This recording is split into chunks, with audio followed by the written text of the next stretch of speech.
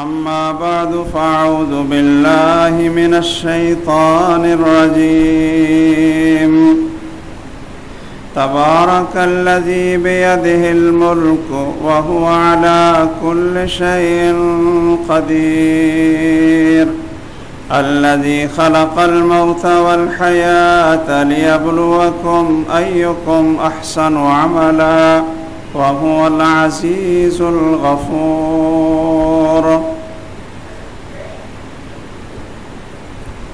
حضرات گرامی، محترم بھائیوں،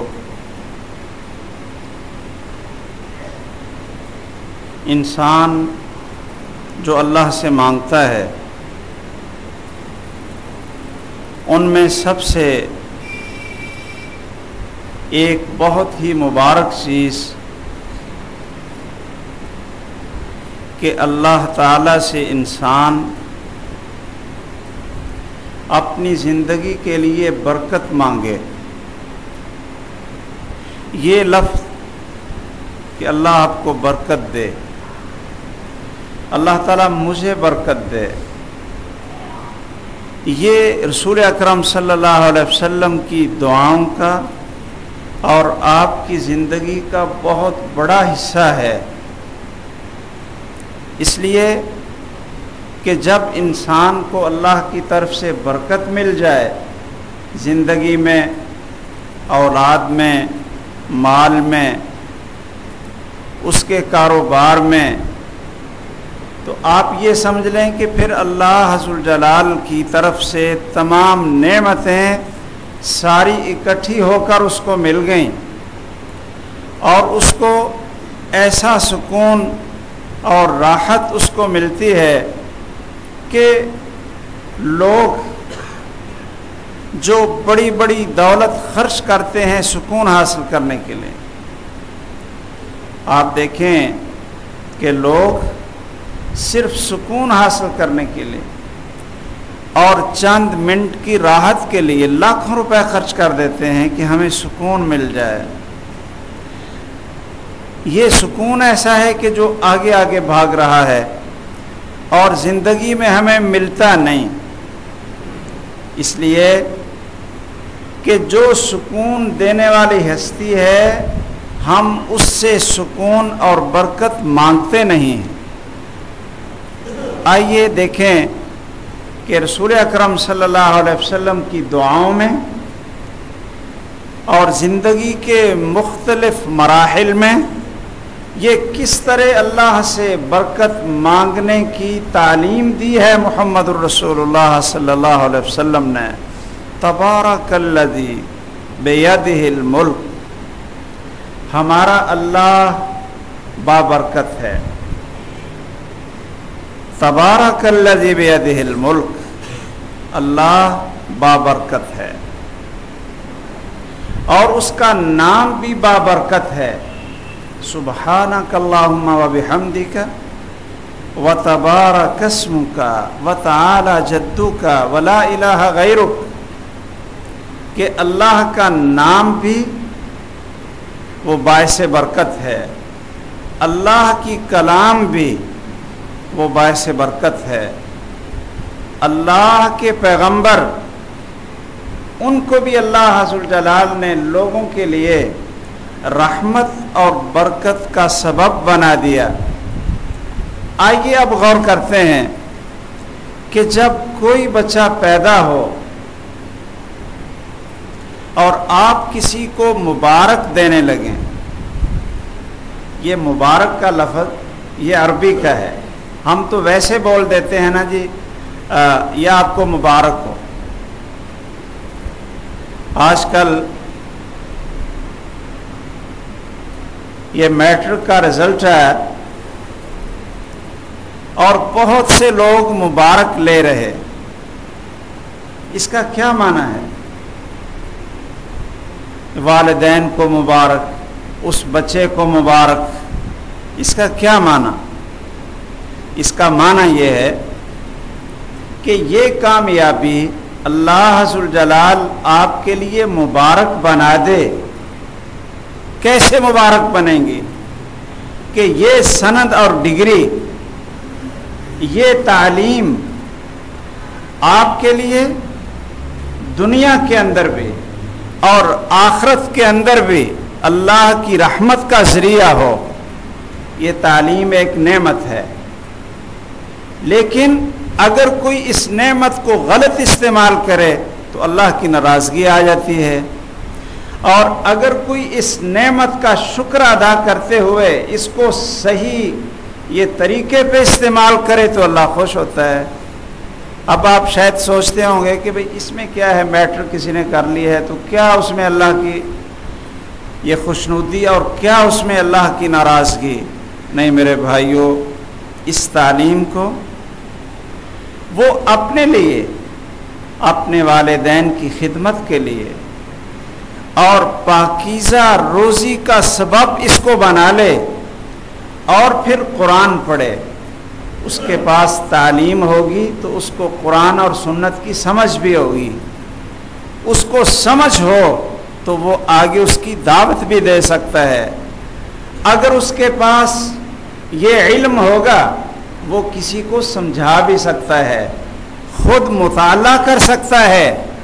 اب کسی کو آپ نے مبارک دینی ہے کہ اس نے بڑے اچھے نمبر لیے تو اس کا معنی یہی ہے کہ اللہ ذوالجلال اس تعلیم کو اس کے لیے باعث برکت بنائے کہ دنیا میں بھی یہ اس سے فائدہ حاصل کرے اور آخرت میں بھی یہ اللہ کی بخشش کا ذریعہ بن جائے۔ رسول اکرم صلی اللہ علیہ وسلم نے فرمایا کہ جب کسی کے ہاں نو مولود پیدا ہو، بچہ پیدا ہو، تو آپ نے فرمایا کہ ایک دعا پڑھو، اس بھائی کو مبارک دو تو ان الفاظ کے ساتھ۔ میرا خیال ہے کہ یہ مبارک تو سارے کرتے ہوں گے، اگر کسی کو اللہ تعالیٰ بیٹا عطا کرتے ہیں یا بیٹی عطا کرتے ہیں، لیکن وہ مسنون الفاظ جو رسول اکرم صلی اللہ علیہ وسلم نے سکھلائے وہ شاید یہ پتہ نہیں چند لوگ ہوں گے جن کو یاد ہے۔ چلیے اللہ توفیق دے دے آپ کو مجھے کہ ہم سارے رسول اللہ صلی اللہ علیہ وسلم کی سکھلائی ہوئی دعاؤں کو یاد کر لیں۔ آپ نے فرمایا کہ تم یہ پڑھو، بارک اللہ لک فی الموہوب لک، بارک اللہ لک فی الموہوب لک وشکرت الواہب ورزقت برہ وبلغ اشدہ۔ اس کا ترجمہ کیا ہے؟ بارک اللہ لک فی الموہوب لک، کہ اللہ نے جو آپ کو بیٹا دیا ہے اللہ تعالیٰ اس کو مبارک بنا دے۔ وشکرت الواہب، اور اللہ تجھے توفیق دے کہ دینے والے کا شکر ادا کریں۔ شکرت الواہب وبلغ اشدہ، اللہ کرے کہ یہ اپنی جوانی کو پہنچے۔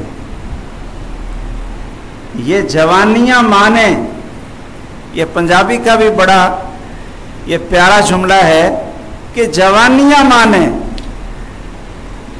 وَرُزِقْتَ بِرَّهُ، یہ صرف یہ نہیں کہ یہ اپنی جوانی پہ پہنچ جائے، وَرُزِقْتَ بِرَّهُ، اور اللہ کرے کہ یہ آپ کا فرما بردار بھی بنے۔ جب آپ کو ضرورت پڑے یہ اولاد کی خدمت اور اس کے احسان کی، تو پھر یہ بچہ یہ تجھے یہ مایوس نہ کرے۔ وَرُزِقْتَ بِرَّهُ، آپ مجھے بتلائیے کہ یہ کتنی جامع دعا اور برکت حاصل کرنے کے لیے یہ کتنی مبارک دعا، یہ آپ یاد کر لیں۔ اور جس کو بھی اللہ ذوالجلال اولاد عطا کرے، جب آپ کو پتہ چلے تو آپ مبارک ان الفاظ کے ساتھ دیں۔ اسی طرح جب کسی کی شادی ہوتی ہے تو عام طور پر ہم مسنون طریقہ چھوڑ کر غیر مسنون طریقوں کو لوگوں نے اختیار کیا. کیا کہ کوئی کارڈ لے لیا جس کے اوپر لکھا ہو شادی مبارک اور وہ کسی کو بھیج دیا. مسنون طریقہ کیا ہے؟ رسول اکرم صلی اللہ علیہ وسلم جب کسی آدمی کو ملتے کہ جس نے شادی کی ہو، آپ کو پتہ چل جاتا تو آپ اس کے لیے کیا پڑھتے؟ بارک اللہ لک و بارک علیک و جمع بینکما بخیر. رسول اکرم صلی اللہ علیہ وسلم یہ دعا دیتے تھے. اس کے اندر بھی کیا ہے؟ برکت کی دعا ہے کہ اللہ عز الجلال آپ کے لیے برکت کرے. اچھا جی، شادی انسان کے لیے حقیقت ہے کہ دنیا میں یہ وہ سکون اور راحت ہے جو انسان کو پیدا کرنے والے نے جس کو سکون اور راحت کہا. اللہ فرماتے ہیں کہ ہم نے اس لیے یہ تمہارا جوڑا بنایا اور بیوی بنائی، لیسکن الیہا، لتسکنوا الیہا، کہ تمہیں سکون اور راحت ملے تو یہ گھر میں ملے، یہ بیوی کے پاس ہو. ہن لباس لکم وانتم لباس لہن. انسان کی زندگی میں اس کی بیوی کی اہمیت، انسان کے ایمان میں اس کی بیوی کا کردار آپ یہ ان لفظوں سے دیکھ لیں. ہن لباس لکم وانتم لباس لہن. اللہ فرماتے ہیں کہ تم اپنی بیویوں کا لباس ہو اور تمہاری بیویاں وہ تمہارا لباس.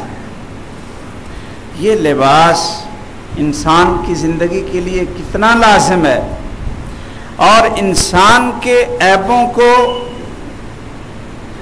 یہ چھپانے کے لیے یہ لباس کتنا اہمیت کا حامل ہے. اس کا معنی یہ ہوا کہ جس آدمی کی بیوی نہ ہو وہ بے لباس ہے، اور جس بیوی کا خامت نہیں ہے وہ بھی بے لباس. اب بے لباس ہونے کو کوئی پسند نہیں کرتا. جب کوئی پسند نہیں کرتا تو پھر شادی کا حکم دیا ہے محمد الرسول اللہ صلی اللہ علیہ وسلم نے، اور تبتل اور رہبانیت کی زندگی کو حرام قرار دیا. بلکہ شادی کو بھی بندگی کہا. شادی یہ بندگی ہے، یہ اللہ کے رسول کی سنت ہے. اسی لیے یہ دعائیں بارک اللہ لک و بارک علیک و جمع بینکما بخیر، اگر شادی میں برکت نہ ہو تو یہ شادی عذاب بن جاتی. یہ شادی سکون کی بجائے انسان کے لیے وبال بن جاتی. رسول اکرم صلی اللہ علیہ وسلم نے یہ کھانے میں اللہ کی طرف سے برکت کے لیے ایک تو دعا سکھائی نا، اور ایک کیا سکھایا کہ تم کھانا یہ اکٹھے مل کر کھاؤ تو اس میں برکت ہوگی. کلو جمیعاً یبارک لکم. یہ ایک خاندان کے گھر کے لوگ آئے، انہوں نے کہا جی اللہ کے رسول صلی اللہ علیہ وسلم ہم یہ بڑا پکاتے ہیں اور بڑا کھاتے ہیں لیکن پیٹ ہی نہیں بھرتا. انہوں نے کہا کہ ہم پکاتے اور کھاتے بڑا ہے لیکن پیٹ ہی نہیں بھرتا. رسول اکرم صلی اللہ علیہ وسلم نے فرمایا کہ تم کیسے کھاتے ہو؟ انہوں نے کہا جی ہم ایسے کھاتے ہیں کہ اپنا اپنا کھانا لیا، اپنا اپنا سالن لیا اور سارے الگ الگ بیٹھ کر کھا لیے. آپ نے فرمایا کلو جمیعاً یبارک لکم فی، میں آپ کو ایک علاج بتلاتا ہوں کہ پھر تمہارے کھانے میں برکت ہوگی، تھوڑا بھی کھاؤ گے تو پیٹ بھر جائے گا، اور جتنا کھا لو گے اس سے اللہ تمہیں نیکی کی قوت اور توانائی عطا کرے گا۔ اچھا، کھانا بابرکت، وہ کون سا کھانا بابرکت ہوتا ہے جی؟ کہ آپ وہ کھانا کھائیں اور اس سے جو توانائی حاصل ہو اس سے اللہ کی نافرمانی نہ کریں، اللہ کی بندگی کریں۔ رسول اکرم صلی اللہ علیہ وسلم نے فرمایا کہ اکٹھے مل کر کھاؤ تو اللہ کی طرف سے برکت ہوگی۔ دوسرا آپ نے فرمایا کہ جس برتن میں تم کھا رہے ہو یہ اس کے کناروں سے اور اس کے کونوں سے شروع کرو، درمیان سے نہ کھاؤ۔ یہ درمیان کا حصہ چھوڑ دو، اللہ کی طرف سے برکت نازل ہوتی ہے، اس لیے درمیان کو چھوڑ کر اپنی طرف سے اور سائڈوں سے کنارے سے کھاؤ۔ یہ بسم اللہ یہ کہہ کر کھاؤ، دائیں ہاتھ سے کھاؤ، اور بھوک رکھ کر کھاؤ، بھوک رکھ کر۔ رسول اکرم صلی اللہ علیہ وسلم نے فرمایا کہ جب ضرور کھانا ہو، کھانا بھی اچھا ہو اور بھوک بھی لگی ہو تو کیا کرنا چاہیے؟ کیوں بھائی؟ کھانا بھی اچھا ہو، بڑا ٹیسٹی ہو اور بھوک بھی لگی ہو، چاہت بھی بڑی ہو، تو رسول اکرم صلی اللہ علیہ وسلم فرماتے ہیں فَإِن كَانَ لَا بُدَّ، اگر تم نے ضرور ہی زیادہ کھانا ہے، یعنی بھوک لگی ہے یا کھانا بڑا مزیدار ہے، تو پھر کیا کرو؟ فَإِن كَانَ لَا بُدَّ فَثُلُثٌ لِلطَّعَامِ وَثُلُثٌ لِلشَّرَابِ وَثُلُثٌ لِلنَّفَسِ، اگر ضرور ہی زیادہ کھانا ہے تو پھر ایسا کرو کہ 1/3 کھانے کے لیے، 1/3 پینے کے لیے اور 1/3 پیٹ کو خالی چھوڑ دو، بھوک رکھ کر کھاؤ تاکہ آسانی سے سانس آئے۔ یہ ایسی تعلیم ہے جو ہم اپنی آنکھوں سے بھی دیکھتے ہیں۔ اچھا جی یہ بتائیے، یہ کبھی کسی نے یہ کہا ہے کہ اس نے تھوڑا کھایا، یہ تھوڑا کھایا تھا اس لیے یہ اس کو ہیضہ ہو گیا یا اس کا پیٹ خراب ہو گیا اس لیے کہ اس نے تھوڑا کھایا تھا؟ نہیں، یہ بہت سے لوگ جو یہ ہیضے کے سبب سے مرتے ہیں اور پیٹ کی یہ بیماری سے مرتے ہیں، وہ سب یہ کہیں گے او بھائی تھوڑا کھا لینا تھا، آپ نے تھوڑا کھا لینا تھا۔ لیکن انسان کے اندر ایسی ہرس ہے اور ایسی بھوک اس کو لگی ہوئی ہے کہ وہ او بھائی یہ سونے کی چھری ہو تو اس کو پیٹ میں نہیں مار لینا چاہیے، اگر سونے کی چھری ہو اس کو پیٹ میں نہیں مار لینا چاہیے، یہ سونے کی ہے۔ اگر کھانا بہت اچھا ہے تو کھاتے کھاتے انسان کو اپنے آپ کو ہلاک نہیں کر لینا چاہیے، ابھی کچھ یہ چاہت باقی ہو تو چھوڑ دیں، یہ مبارک کھانا، اور پھر بعد میں دعا پڑھیں الحمدللہ الذی اطعم وسقا وسوغہ وجعل لہ مخرجا، اور یہ دعا پڑھیں اللہم اطعمنا خیرا منہ، اے اللہ ہمیں اس سے بھی بہتر کھانا عطا فرما۔ لیکن دودھ کے بارے میں رسول اکرم صلی اللہ علیہ وسلم نے فرمایا کہ دودھ سے بہتر دنیا میں کوئی کھانے والی چیز نہیں، دودھ سے بہتر کوئی چیز نہیں ہے۔ اس لیے اگر یہ تم دودھ پی لو تو پھر یہ نہیں کہنا کہ اطعمنا خیرا منہ، اس لیے کہ اس سے بہتر دنیا میں اللہ نے کوئی چیز بنائی نہیں، بلکہ یہ کہو اللہم بارک لنا فیہ وزدنا منہ، کہ یا اللہ جو دودھ ہم نے پیا ہے اس کو مبارک بنا دے اور ہمیں اور زیادہ دے. یعنی کھانے میں کیا کہا؟ اطعمنا خیرا منہ، اس سے بہتر کھانا دے. لیکن دودھ جب پیے تو پھر فرمایا کہ یہ دعا پڑھو اللہم بارک لنا فیہ وزدنا منہ. رسول اکرم صلی اللہ علیہ وسلم نے آب زمزم کو مبارک کہا. یہ دودھ یہ بھی انسان کے لیے مبارک بن جاتا ہے، کھانا بھی مبارک بن جاتا ہے. اچھا یہ پتہ نہیں کہ یہ جب سے یہ لوگوں کے ہاں زیادہ ریسرچ آئی ہے نا، یہ پتہ نہیں ریسرچ ہے کہ کیا ہے، کہتے ہیں جی نہ تو ماں کا دودھ پئیں اور نہ ہی یہ گائے اور بھینس کا دودھ پئیں. کیوں جی؟ یہ اگر کوئی ماں کو بیماری ہوئی تو وہ منتقل ہو جائے گی، اور اگر گائے کو یا بھینس کو کوئی بیماری ہو تو وہ بھی منتقل ہو جائے گی. اچھا کیا پئیں؟ وہ کسی کمپنی نے جو کوئی مصنوعی جو بنایا ہو وہ پیو. یہ ایسی چیزیں ہوتی ہیں کہ جن کو ہمیں فطرت کے ساتھ جنگ کہنا چاہیے. یہ فطرت کے ساتھ، یہ پتہ نہیں کیا ریسرچ ہے،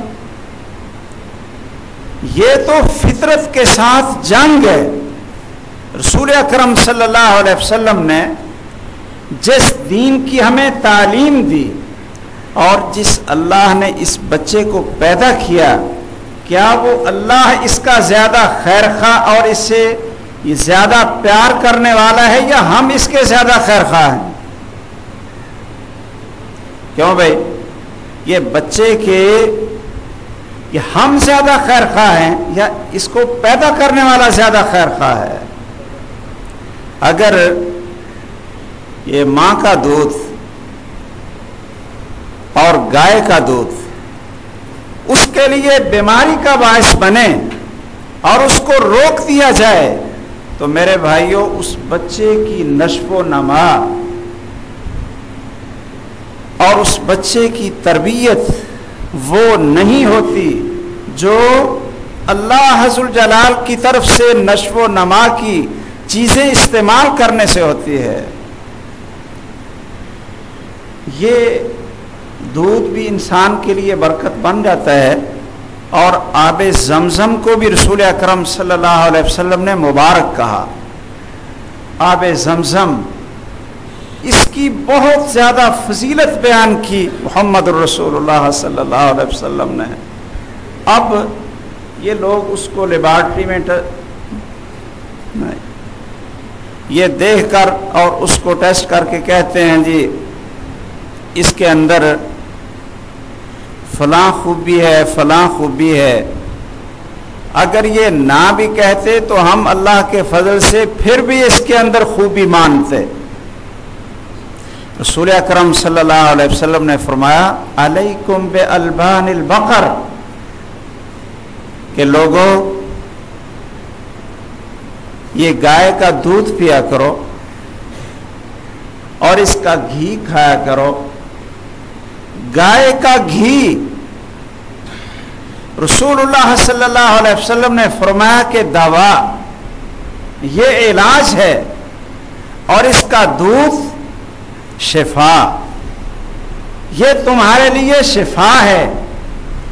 گائے کا دودھ آپ نے شفا کہا اور گائے کے گھی کو رسول اللہ صلی اللہ علیہ وسلم نے دوا کہا. اب پتہ نہیں کہ یہ اب کئی حضرات کہتے ہیں کہ نہیں جی آپ یہ گائے کا گھی استعمال کر لیں، اس سے کولیسٹرول ختم ہوتا ہے، بڑھتا نہیں. اب پتہ نہیں یہ کیا ہے ان کی یہ تحقیق. لیکن محمد الرسول اللہ صلی اللہ علیہ وسلم نے اسی وقت بغیر کسی لیبارٹری کے، بغیر کسی لیبارٹری میں اس کو ٹیسٹ کرنے کے اللہ کے حکم سے کہہ دیا تھا کہ آب زمزم مبارک ہے اور یہ بھوکوں کا کھانا بھی ہے اور یہ پیاسے کی پیاس بجھانے کے لیے ہے۔ حضرت ابو ذر رضی اللہ تعالیٰ عنہ رسول اللہ صلی اللہ علیہ وسلم کے متعلق سن کر آئے تو مکہ میں آئے تو لوگوں سے ڈرتے، وہ آپ کے بارے میں پوچھ بھی نہیں رہے تھے کہ محمد کون ہے صلی اللہ علیہ وسلم۔ وہ چھپ چھپا کر وہاں بیت اللہ میں ہی راتیں گزارتے۔ وہ کہتے ہیں پورا ایک مہینہ، یہ پورا ایک مہینہ میں نے بیت اللہ کے اندر گزارا اور کوئی چیز نہیں کھائی سوائے آب زمزم کے، کہ صبح و شام آب زمزم کو پی لیتا تھا۔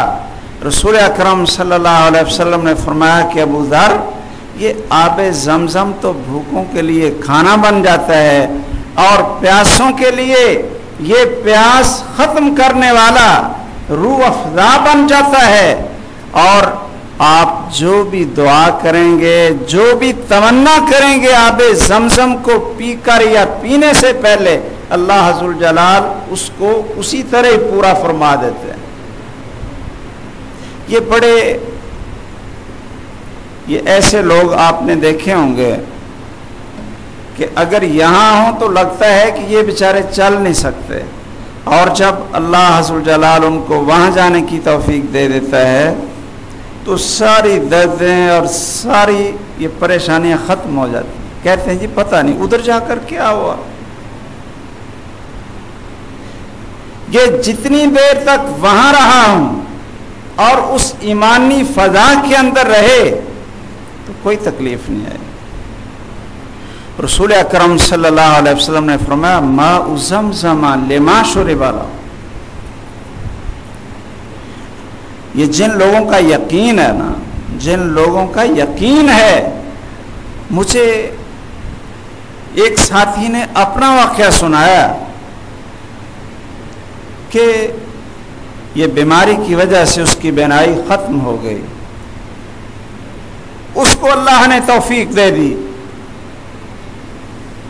وہ وہاں گیا اور زمزم پی کر اس نے اللہ سے دعا کی، اور اللہ سے دعا بھی ایسے طریقے سے کی، یا اللہ یہ تیرے پیغمبر نے کہا ہے،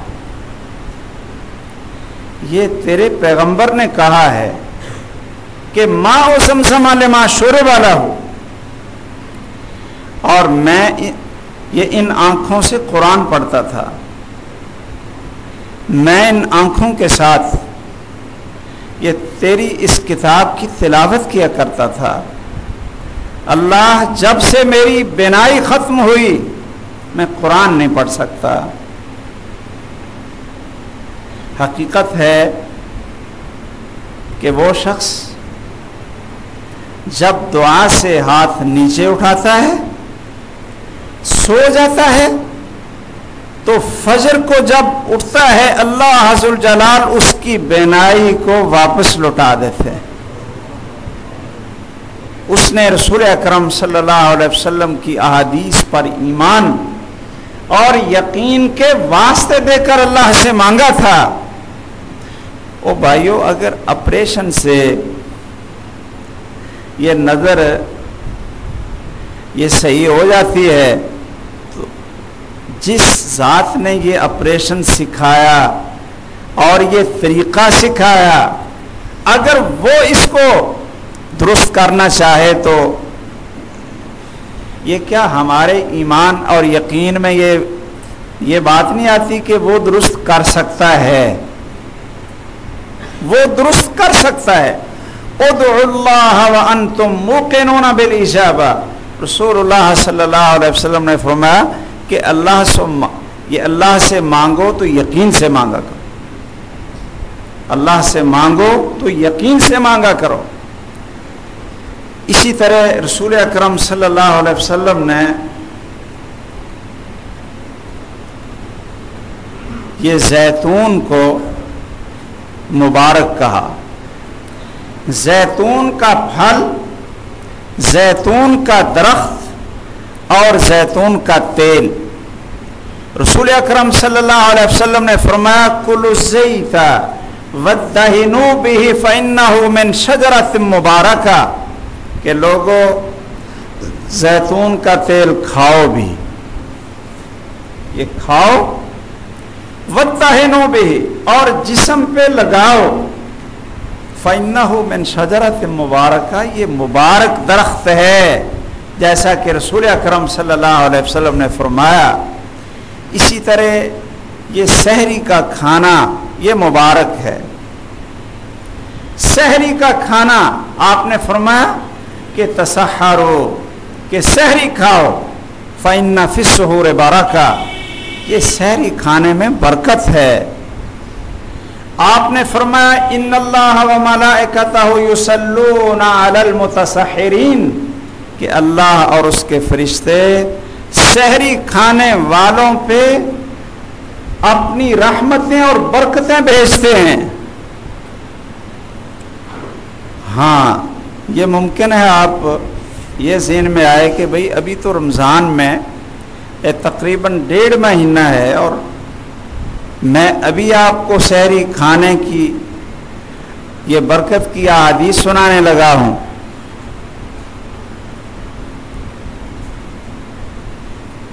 یہ سحری تو رمضان میں کھاتے ہیں، کیوں بھائی؟ نہیں، رسول اکرم صلی اللہ علیہ وسلم کی سنت یہ ہوتی تھی کہ آپ ہر مہینے میں 3 روزے رکھتے، 13، 14، 15، یہ جن کو ایام 20 کہتے ہیں، پھر سوموار اور جمعرات کا روزہ، سوموار اور جمعرات کا روزہ. رسول اللہ صلی اللہ علیہ وسلم اور آپ کے صحابہ سارا سال یہ روزوں کا اہتمام کرتے تھے.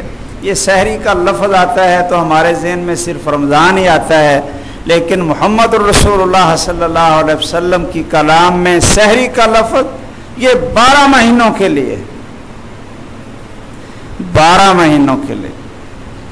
ایک حدیث میں آتا ہے رسول اکرم صلی اللہ علیہ وسلم نے فرمایا کہ جب بلال اذان دے تو کھاتے پیتے رہا کرو، اور جب عبداللہ بن ام مکتوم اذان دیں تو پھر کھانے سے رک جاؤ.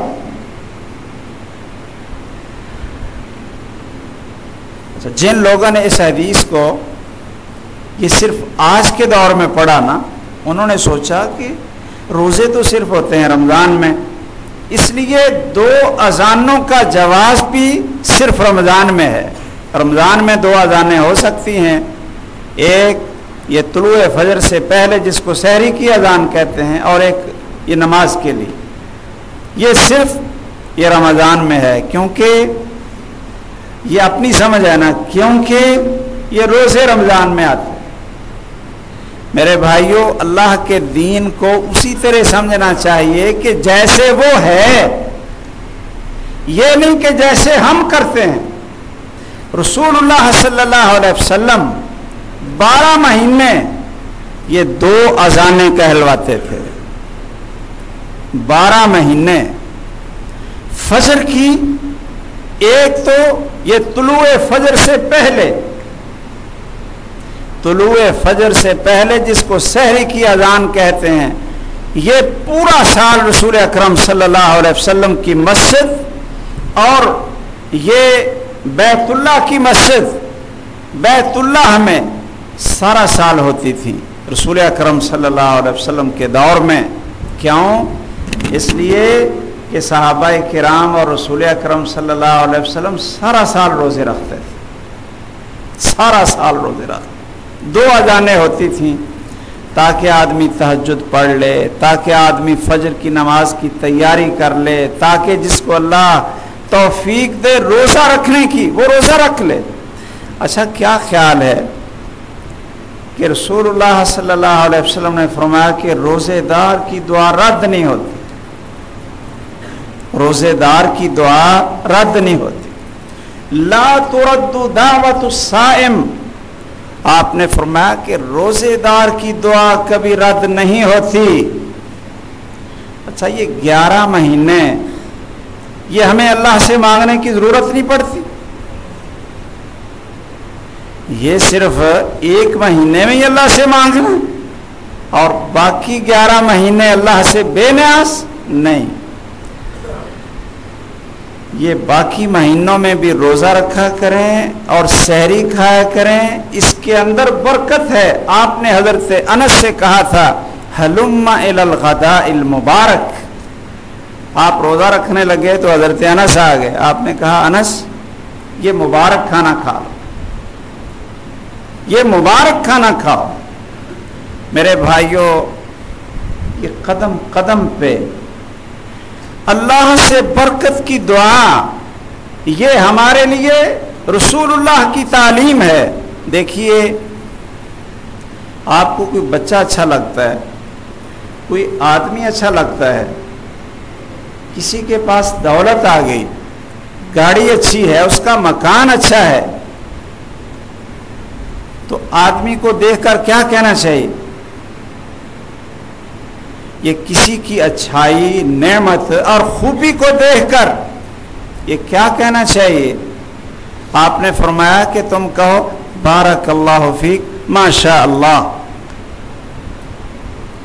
یہ صرف مکان کے اوپر لکھ دینے سے اس حدیث پر عمل نہیں ہوتا کہ مکان کے اوپر لکھ دے جی ماشاء اللہ، نہیں، جب تک دیکھنے والا خود یہ کہے نا بارک اللہ فیک ماشاء اللہ۔ آپ نے فرمایا کہ اگر دیکھنے والا یہ کہہ دے تو پھر اس کی نظر بد لگتی نہیں، اس کی نظر بد نہیں لگتی۔ رسول اکرم صلی اللہ علیہ وسلم ایک سفر میں جا رہے تھے تو ایک صحابی نہانے لگے، وہ نہا رہے تھے اور دوسرے نے اس کو دیکھا۔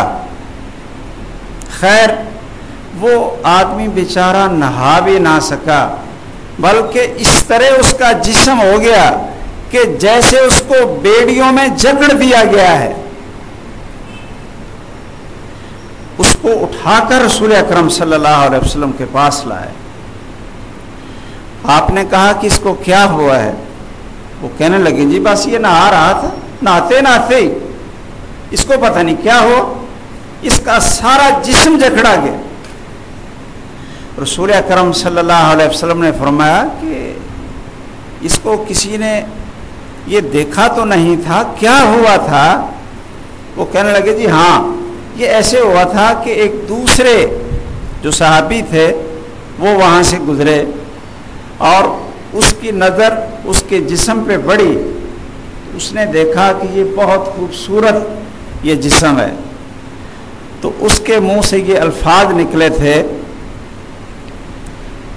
کہ یہ پردے میں کیسا حسن اور یہ کیسا خوبصورت چمڑا چھپا ہوا ہے، یہ اس نے الفاظ بولے اور ایسی اس کی نظر لگی، ایسی اس کی نظر بد لگی کہ وہ آدمی پہلے تندرست تھا اور ایسے لگا کہ جیسے وہ جھگڑا گیا۔ رسول اکرم صلی اللہ علیہ وسلم نے فرمایا کہ اس کو بلاؤ، اس کو بلاؤ۔ اس کو بلایا گیا تو آپ نے فرمایا کہ تم اپنے بھائیوں کو قتل کرنا چاہتے، کہ تم اپنے بھائیوں کو قتل کرنا چاہتے